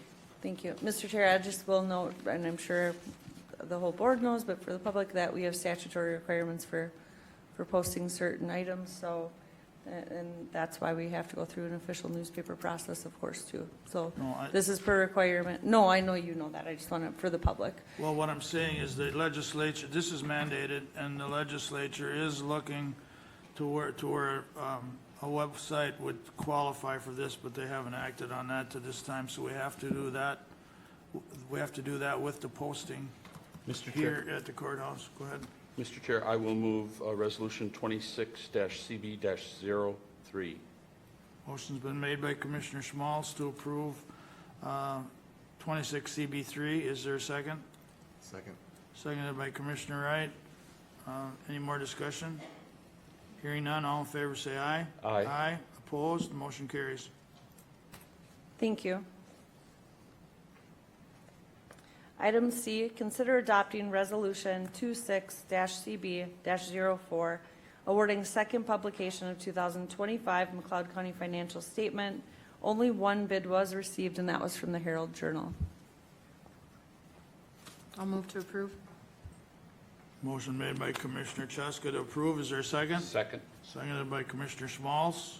Discussion? Hearing none, all in favor say aye. Aye. Opposed? Motion carries. Thank you. Item D, consider adopting Resolution 26-CB-05, County Commissioner Committee Appointments. Are we acting on the information we already have? The information that's listed in your packet, Mr. Chair. Correct. Yes. All right, board's wishes. Is there any need for changes? Mr. Chair, if any board member wants, it is on page 304 is where the committee appointment list starts. If you want to pull it up on your packet before acting, you're welcome to do so. Page 304 in the packet. Mr. Chair, I think we covered this the last time we sat down with the realization that we might have to look at this halfway through the year and do some changes. So I'll make a motion to approve. And I'll second it. Motion made by Commissioner Wright and seconded by Commissioner Smalls to approve the committee appointments and doing to addition that being we had to rearrange ours because of the resignation of a board member. If there's any big conflicts or changes that need to be made, we'll look at them through the years. That sound right? With that, any other discussion? Hearing none, all in favor say aye. Aye. Aye. Opposed, motion carries. Thank you. Item D, consider adopting Resolution 26-CB-06, County Staff Committee Appointments, and that listing starts on page 309 of the packet. Wishes of the board or any questions? Make a motion to approve.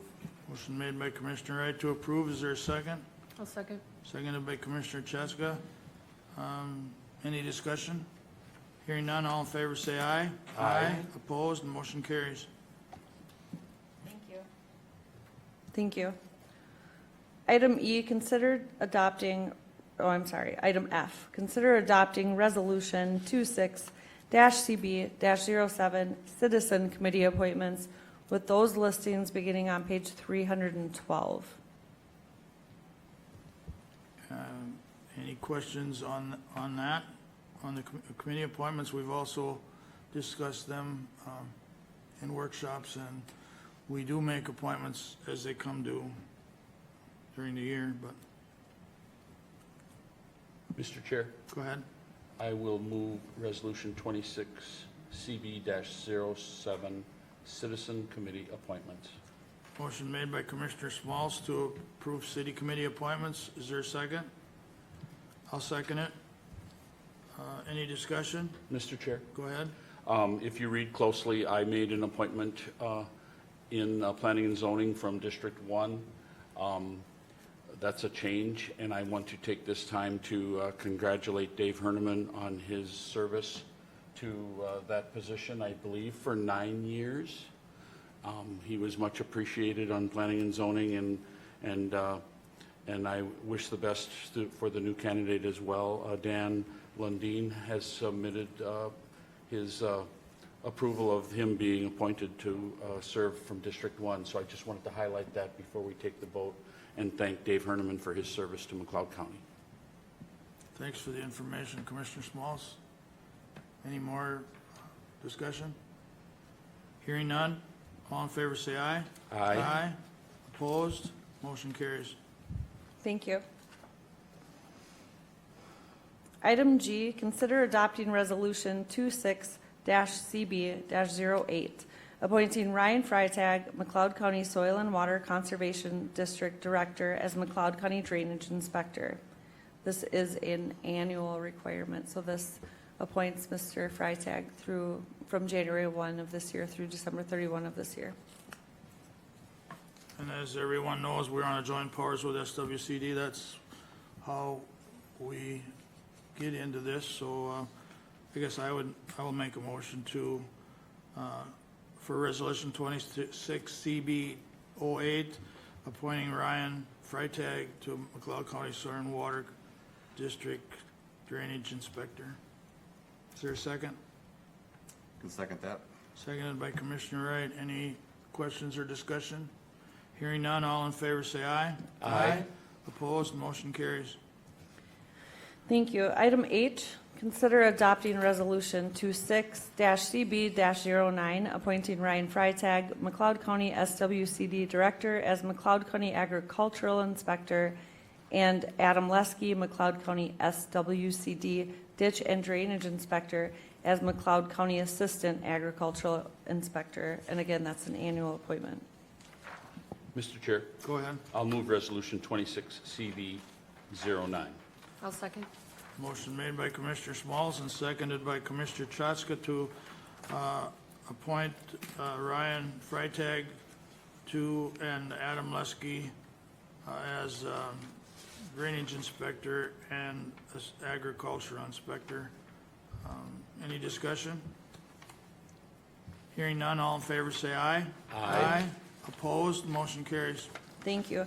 I just want to note that in item G, I said it's January 1 through December 31st, 2026. It's actually today's date, January 6th through December 31st, 2026. Thank you. Item I, consider approving delegation of authority to the Finance Director for electronic fund transfers from January 1, 2026 through December 31, 2026. I would also recommend that we adjust these dates in the future for the meeting dates since we set them before this item. So is there an adjustment needed looking at the meeting dates for next year? I see I would they're set always this posted through- as yeah. fiscal dates. and I we would should- set that through January 5th, instead of December 31st, 2026, to assure that we don't have a gap in any coverage because we do need to conduct business. Is that, Ryan, is that acceptable? County Attorney, sorry. I would ask that we set those dates to go through the first meeting date of the following year, since we set that before we appoint. We post on So- we post them as fiscal dates, and technically we have to act on them today, which is, But- not the same yeah. date, so.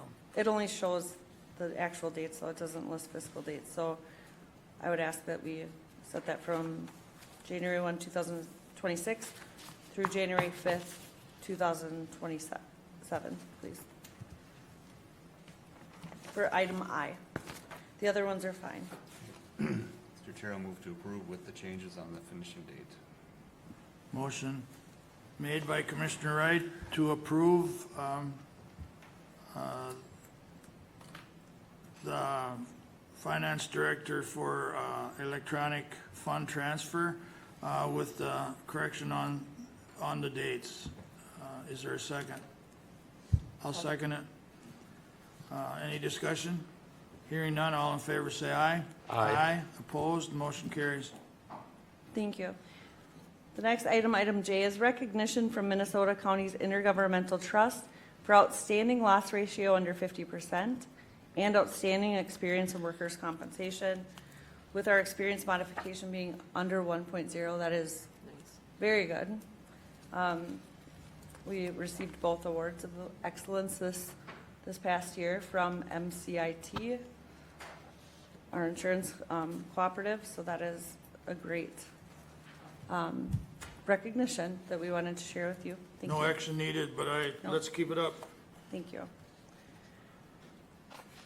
And a good job to Stefan Wiblemo, who has been handling safety over the past year and brought us these awards, so thank you. You should frame those.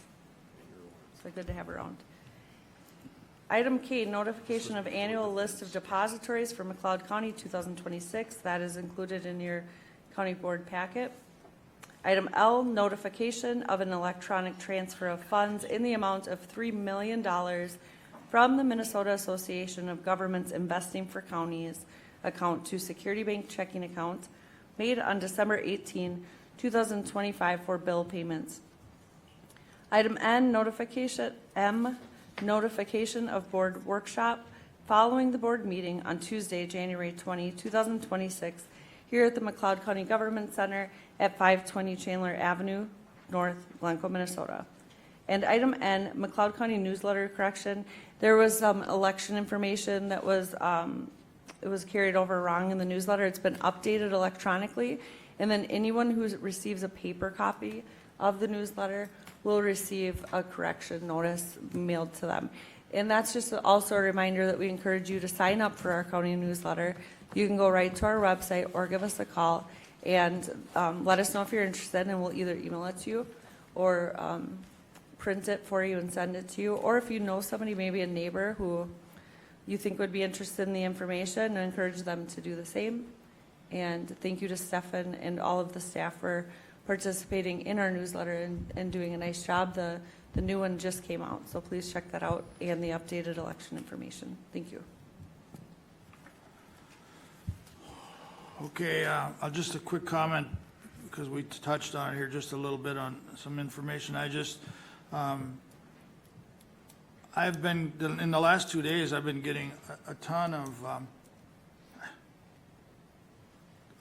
messages, emails on IRS stuff, and it all seems to be hinging around county information. I even got a call from the state on, or they supposedly are the state, but if you look real close, they're a subsidiary or some group, and I didn't forward any on. I deleted them, and I tried to check them. All I'm saying is it just seems to be hinging around our 1099s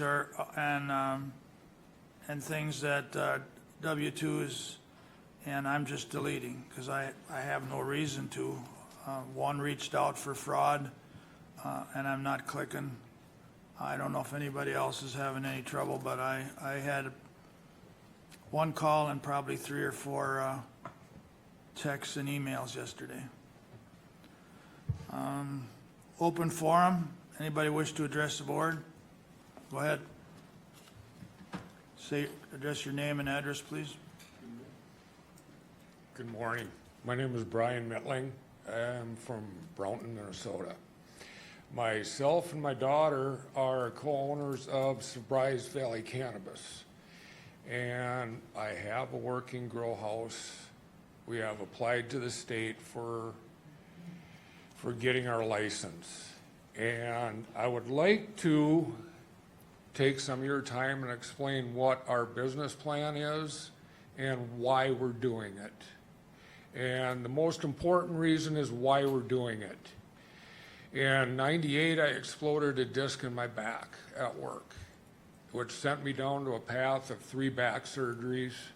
My second back surgery was done at the Mayo Clinic, in which they introduced me to this fabulous new drug that's not habit-forming and non-addictive called Oxycontin. I spent 21 years on Oxycontin. And cannabis is what got me off of it. I could stand here for hours and tell you the horror stories of my life of 21 years of the pain that I've been through. So this is a personal journey for us. When I talked to my daughter about starting this company, she said, "Dad, we have to do this. It gave you your life back." And our business plan is to grow the indica strain, which is more of your body, your healing type thing. The sativa is the one that gets you all high and makes you act stupid. Our plan is to do 100% indica. We are not listed as a medical cannabis company. I believe we are listed as a medical healing cannabis company. There is a third one in there. I'm not 100% correct on what it is, but I know it has something to do with the healing, and that's what our business is about. We would like to build a new building in McLeod County. We want to do it in the country. And the biggest part of our building is to have tours. We want to inform people of the benefits of this product. The government did a study in 1974 about the benefits of this product, and they didn't release it until this year. There is a lot of benefits to this product. Now, interesting enough, the other morning I was watching TV and they have a new drug called Sublocane, I believe it is, for opioid addiction. It's another opioid. One of the side effects may cause you to stop breathing. I heard the second one, the second commercial for this, may cause death. Okay, in my humble opinion, that replaces anal leakage on the bottom of the barrel for side effects. And I'm glad you're not laughing because that's not funny. This is our mission and this is what we want to do. We want to educate people. We want to make them feel better without doing prescription drugs, if possible. And it is personal for me and it's personal for my whole family because we lived it. There are years of my life that I do not remember because of this. I had a dope sick doctor. I went in there, the first time I seen him, I was on 30 milligrams a day. 30 days later, I was on 115. I have no idea of those 2 years.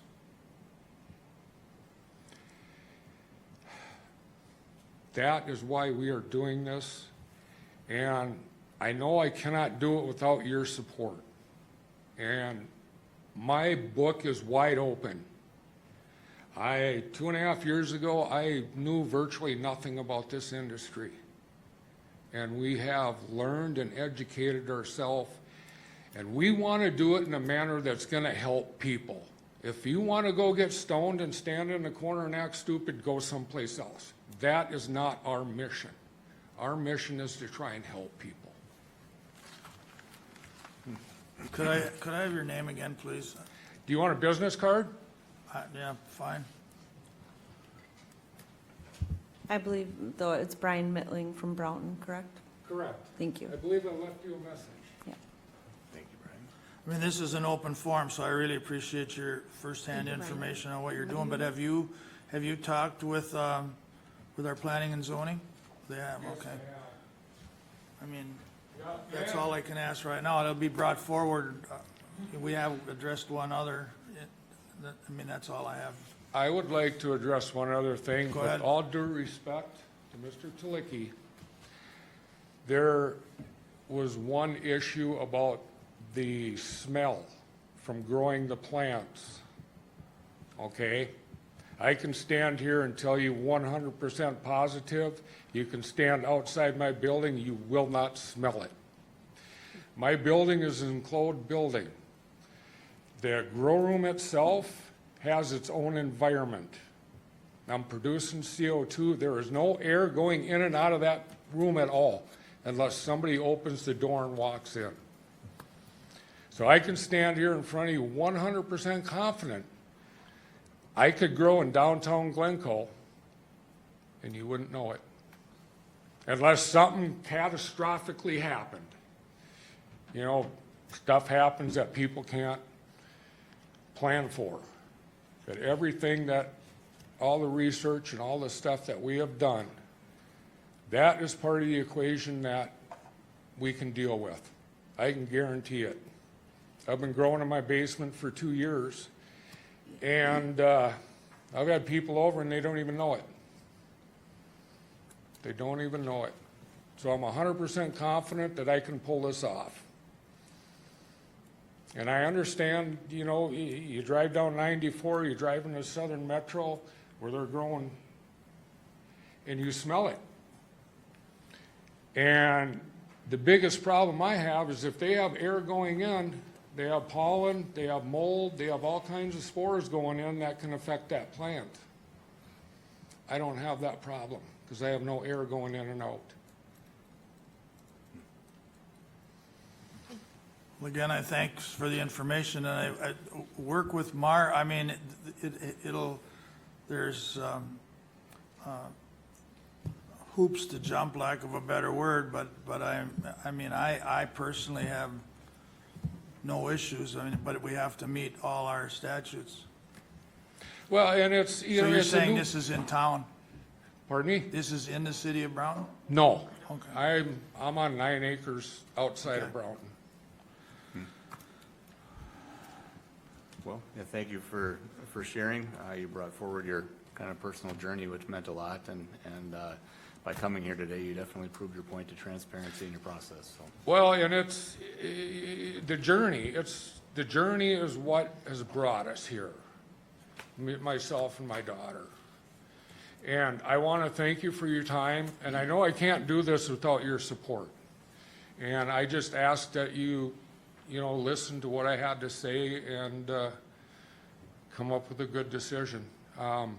If it's not going to work in this county, please let me know. I won't waste anybody's time if it's not going to work here. Okay. Thank you for your time. Thank you. Anybody else want to address the board? By the way, thanks for waiting patiently through the whole meeting. I noticed you were here before I was, and you're still here, so I appreciate that. Thank you. Your name? Yeah, Doyle Benson from Collins Township. Okay.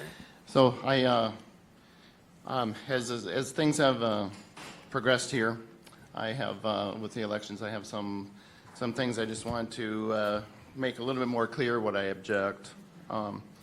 So typically, so whether it's right or wrong, typically if we don't object, things keep moving forward.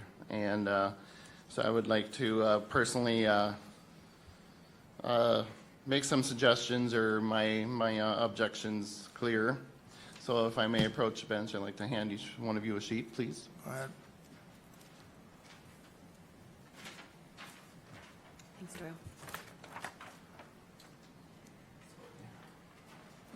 Thank you.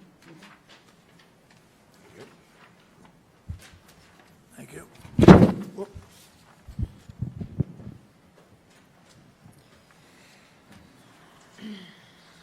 And Stefan, for the minutes, I'll give you one.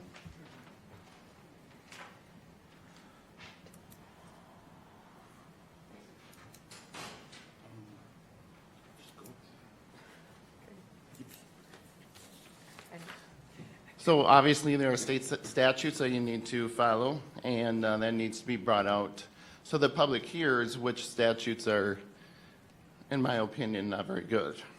So number one, absentee ballots, so I object. So these are the listing of objections, and then a correction in the later half of the sentence. I object absentee ballots coming from the county auditor. All ballots should come from their own township or precinct clerks, just as it was years ago. 2, absentee ballots counted in the government center. Again, all absentee ballots should be sent out and opened and counted in their precincts with the election judges, with their election judges, just like it was years ago. 3, computer machine voting. Only paper ballots should be used and counted without machines, just like it was years ago. 4, absentee ballots used for convenience. Absentee ballots should only be used for military and voters with medical issues or those who are out of the area. Sorry, on election days. Sorry, I should have added that. Just like it was years ago. 5, multiple ballots. Only one ballot should be used, just like it was years ago. 6, absentee ballots counted before election day ends. I object to that. Ballots should only be counted after election day is done, after 8 p.m., just like years ago. 7, hiring single temporary election workers. So this is referring, or this would be like the example given last meeting, where we have medical leaves during elections, and now we need to hire temporary help. So while it should never be, in my opinion, should never be counted here in the county audit room or the county area here, they should go out to the precincts, back out to the precincts and townships. However, if that is not going to be followed, then when temporary election workers are needed, 2 should be hired at a time, 1 from each party. But the county, like I said, but county should not need help because the election should be run by the township or precinct clerks, just like it was years ago. Number 8, the county auditor appointing part of the canvassing board. The election judges equally appoint anyone needed to help with the election canvassing if someone is needed, but have equal party representation just like years ago. Now I know the statute was read here earlier today, but as far as I need to make the objections known, and just because we have state statutes does not mean that it follows the Constitution. So and then the additional comments in the bottom, election judges need to be in with the ballots, and poll watchers need to be close enough to read the ballots but not touch them. Everyone, and this is my opinion here, everyone must do their part to preserve this country and its Constitution. We must be soldiers here inside our home front while our military soldiers protect our borders.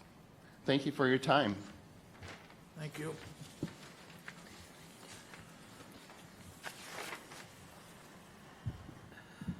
Any other open forum? Anybody wish to address the board?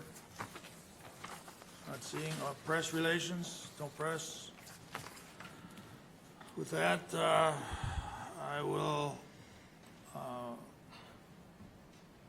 ask for a recess until our next county board meeting at 9 a.m. on Tuesday, January 20th, 2026 at the McLeod County Government Center, 520 Chandler Avenue North, Glencoe, Minnesota. Is there a motion to recess until that time? Motion made by Commissioner Wright and seconded by Commissioner Chatska. Discussion? Hearing none, all in favor say aye. Aye. Opposed? Motion carries. We're recessed.